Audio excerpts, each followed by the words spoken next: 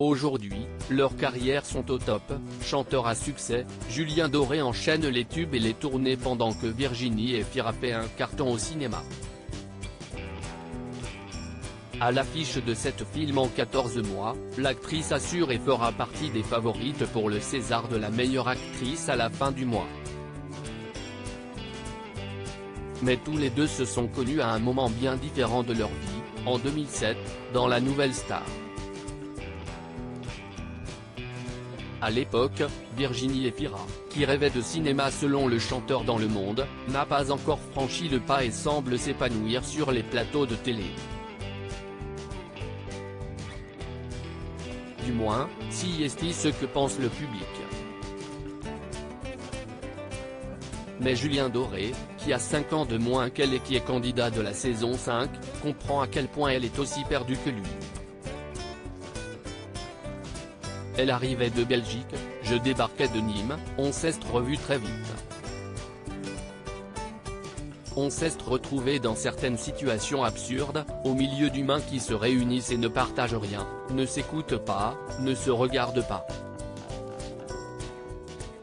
Se souvient-il de cette époque? Heureusement, les deux amis savent veiller l'un sur l'autre, surtout que Paris était une ville intimidante pour eux. Virginie Efira, une actrice sans limite par notre éducation et notre origine, on s'est protégés mutuellement.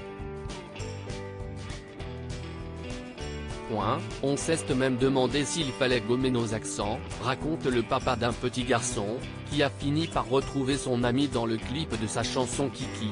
Conscient du doute qui habite la jeune femme à l'époque, le cinéma lui paraissait impossible alors. Une marche pourtant franchie quelques années plus tard, d'abord en tant qu'héroïne de comédie romantique.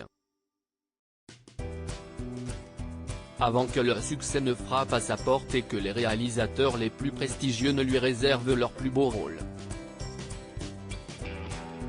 Éclatante dans 4 films en 2022, En attendant Bojangles, Don Juan, Revoir Paris et Les enfants des autres, l'actrice sera sûrement accompagnée au César par son compagnon Nils Schneider, rencontré en 2018 sur le tournage d'Un amour impossible, et qui vit avec elle et sa fille Ali, dont le père est le réalisateur Mabrouk El Mekri, à Paris.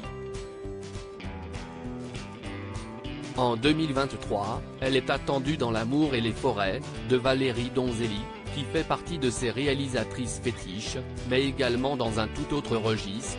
En effet, elle rejoindra Jonathan Cohen, Leila Bekti, Géraldine Nakache ou encore Pierre Ninet dans la saison 3 de LOL, qui ressort sur Prime Video. Qu'on attend avec impatience.